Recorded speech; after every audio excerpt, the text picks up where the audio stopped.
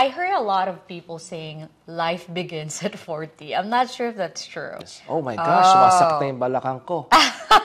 Or my waist is like, oh, it's very painful. Why is this happening? It was a big realization to me too that aging is actually a milestone. Do people in midlife stage handle depression better than those who are in like younger years?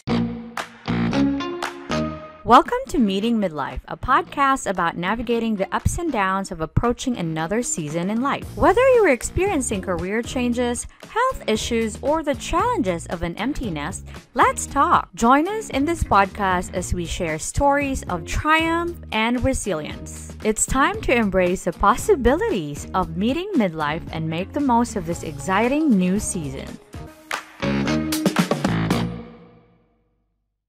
Hi, everyone. Hello. Welcome to our podcast. So, yeah, we're doing podcasts. We are actually doing this because we love to listen to podcasts. But we would like to share all our thoughts in regards to meeting midlife. Midlife, yeah. So the title itself speaks about it. It's Meeting Midlife. I'm not in midlife yet. But I already am, yes. But I think most people who are in my age will experience the same too, of how we feel, what we feel when we're about to meet midlife. That's right? correct. Exactly. Okay. Especially when you're in traffic, we like listening to podcasts that we can relate to. Now, in this case, we're experiencing this with her meeting midlife, and I'm already in midlife. We would like to share what we find useful that can help our listeners to go through any challenges that you may have. And as long as you know that you're not alone, we are here also. So we're going to define midlife first. We have to have definition of terms here.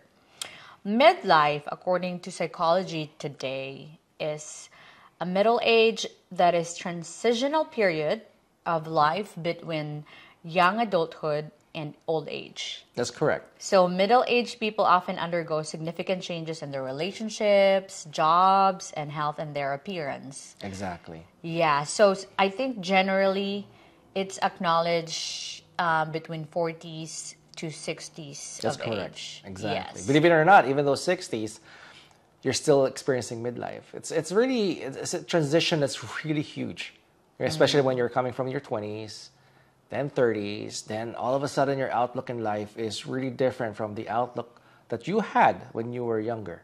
I heard a lot of people saying life begins at 40. I'm not sure if that's true. Well, it is. It's another life, different from what you had when you were 21 or 18, right? Did you have fears? Oh, yes. So, for example, just like everyone else, when you go 20, you're like, oh my gosh, yes, I'm 20, 21. Yeah. When you celebrate your birthday, this is really fun. When you go 30s, if you watch Friends, remember when Joey said, that's what I felt. my God, why? Something like that. Yeah, that's what I felt when I turned 30. I'm like, where did my 20s go? It's so fast. When you think about it, you're actually not just growing up to the point that you're maturing physically. Your experiences are compounding or accumulating a lot of stuff in your head and your experience in regards to, how you have outlook in life. So that's 30s, and then when you become 40s, that's a whole different ball game. And I think I agree when they say 40s is where you start a new life, because that's pretty much where you should be somewhere in your career that you're like already almost successful or already successful, and now you're starting to think about retirement. It's probably another transition in life where you're like, okay, I need to recalibrate where, okay ba ako sa career ko? Am I okay with my relationship? Am I okay with what is going on with my life? Exactly. I mean, 40s basically is, okay, what happened to me? Basically, what are the things I'm feeling on your physical changes? Oh my gosh, sumasakit na yung balakang ko. Or my waist is like, oh, it's very painful. Why is this happening? Those are real situations that you will encounter eventually, and we're here to help you to see the adjustment Okay. and why we're doing this But we're not podcast. experts, though. We're course actually talking just in general. And we Correct. also have questions. That's why we're here. Because probably, who knows, if you are there listening to us, share us your thoughts, share us your experiences, if you experience in the same stage of life. And yeah, we're here to just have a conversation. Just like everyone else, let's say, if like, what is going on? Sometimes you do your own research, right? So like, ano nangyari sa akin? I need to go Google this. So, oh my gosh. So in this case, Yeah, you're like a Google person. Yeah. And this really does help. And we're here to compound all our experiences and learnings in regards to all our research in regards to, meeting midlife. Okay, so much about that.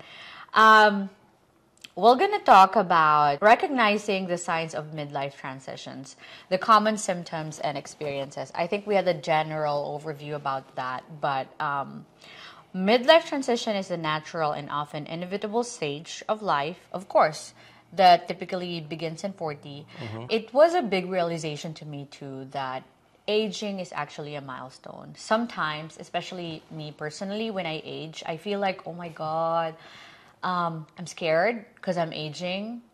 But you have to also think that not all people reach that stage. Some people, just turn 30 and that's it.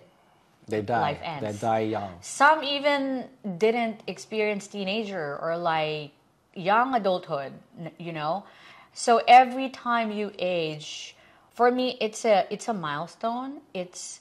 I don't have everything in life, but I'm always grateful that I reached this age. Because like I said, not everyone.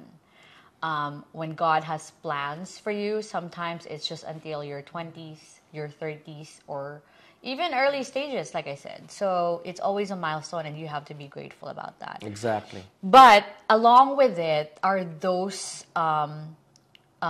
factors nga about common symptoms and experiences. Yes, of course. Especially it affects women most of the time. Because the thing is, when they experience this, it has very drastic changes. For example, we have hormonal changes, including hot flashes, night sweats, and changes in their menstrual patterns. I mean, when am I talking about this, right? Lalaki ako. But at the same time, you can actually think about it. There's a lot of changes in men and also women.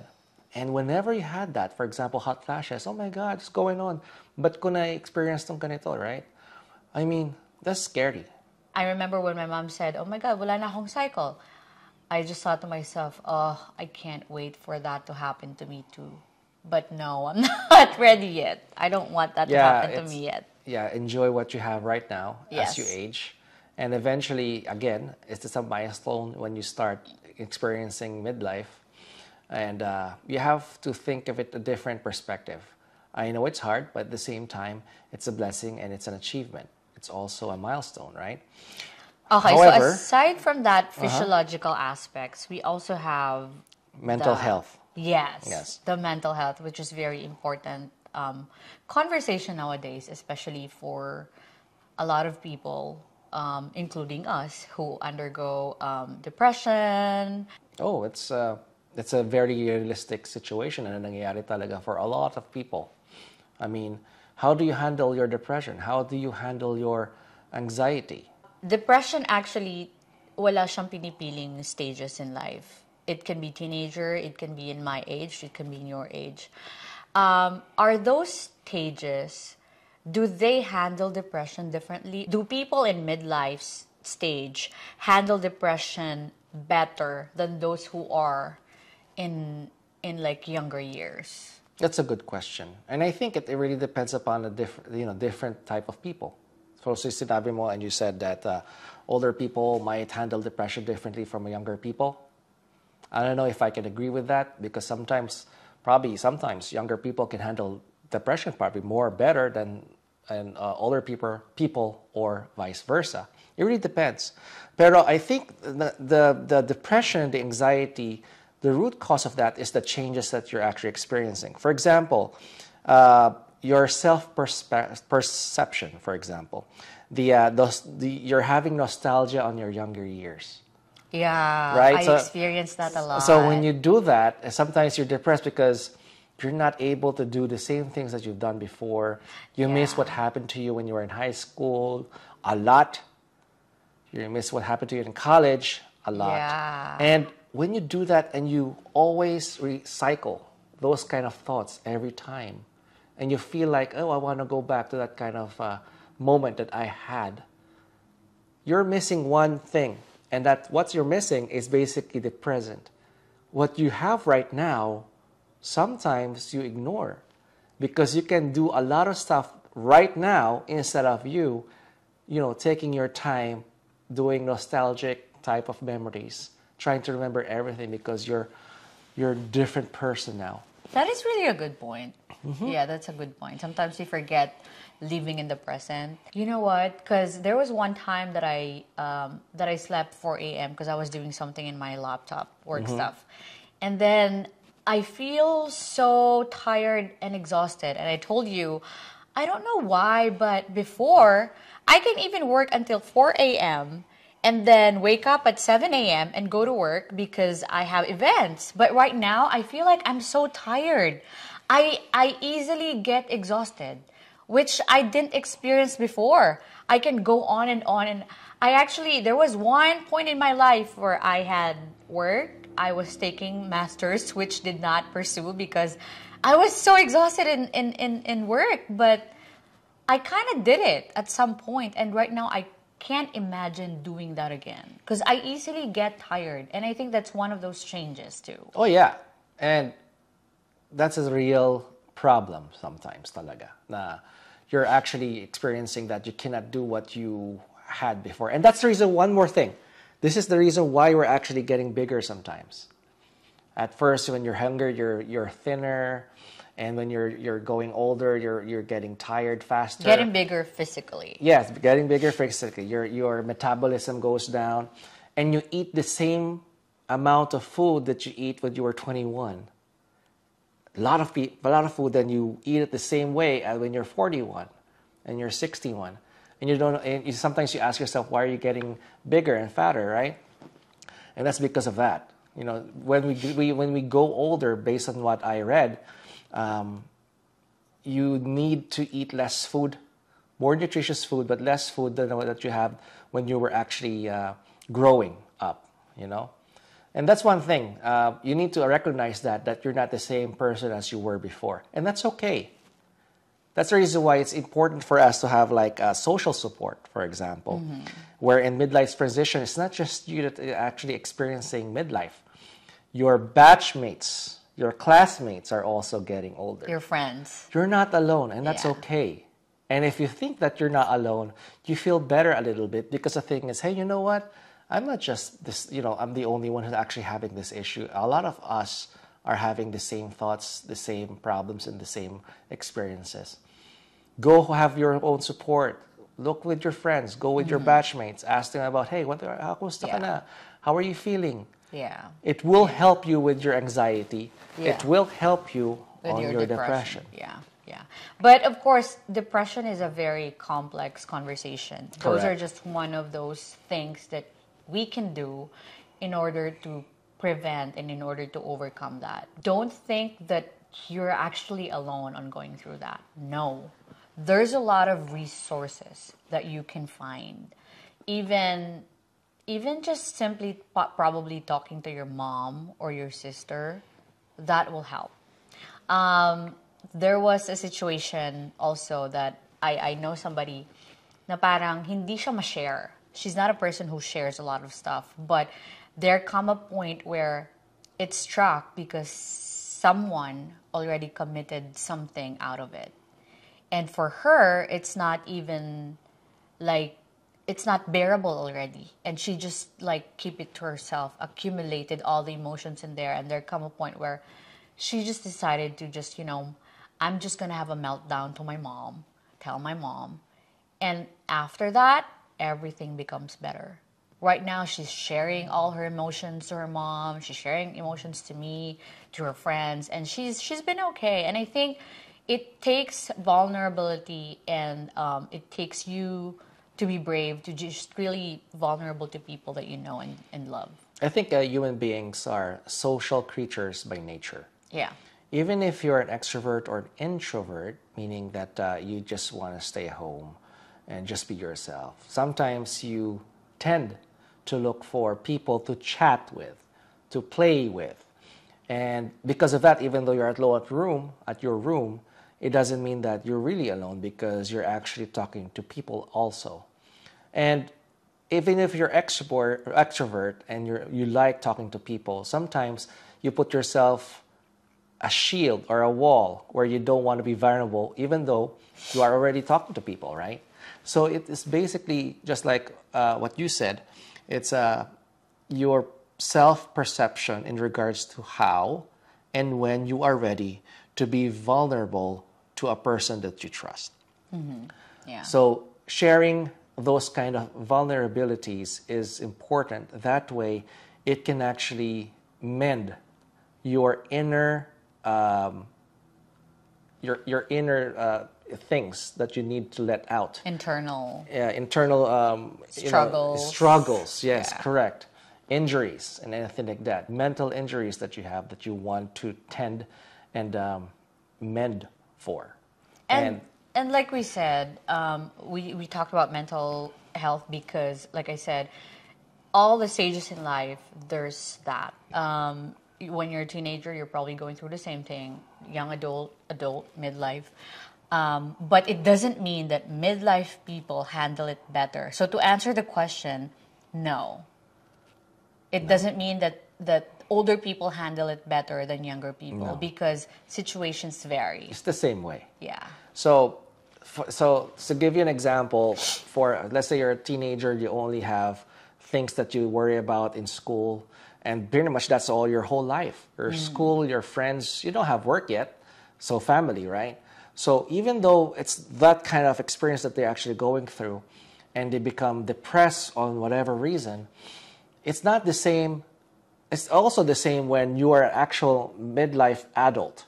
You work, you have a lot of experiences, more than what you have for your teenage years. But then again, you're trapped on that particular experience.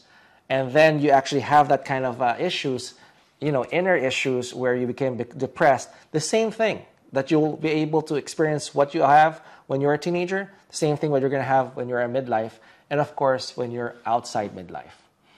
No matter what, we're all humans. We all go through the same thing, and we need each other to help out and, go through things together. Okay. So much for the mental changes. Let's talk about embracing your personal growth. Because sometimes we tend to be negative of aging. Like, oh my God, I'm growing old. I'm like, oh my God, I don't want to grow old. But you want to grow old because you don't want to die early, right? That's correct. Literally, you want to grow old because you don't want to die when you're in 30s, in your 40s. Everybody wants to live longer, right? But yeah, we hear about negative aspects of life, such as the midlife crisis and challenges. Mm-hmm. Those are real though, right? Oh yeah, of course. In midlife, did you had, or were you in a situation where you think you're having a crisis in your yes, midlife? of course. So just like what you said, right? Who wants to die early or young? And it's good to have to be midlife. But then again, I can relate to people who says, "Oh my gosh, I'm growing old." You know why? That's because you look different already. You don't look the same way when you were younger. Yeah, right? That's When you true. were younger, you don't have too much wrinkles. You don't have those white hair, gray hair. Now you have more wrinkles.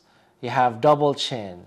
You have, gray hair. And when you look at yourself in the mirror, even though inside you don't change, right? Like you don't see your wrinkles inside. You see it outside all the time. And that's the reason why you were like dreadful, like, oh my gosh, what's happening to me? I'm growing old. People are having a lot of pressure, and the crisis becomes so much like heavier because of social media.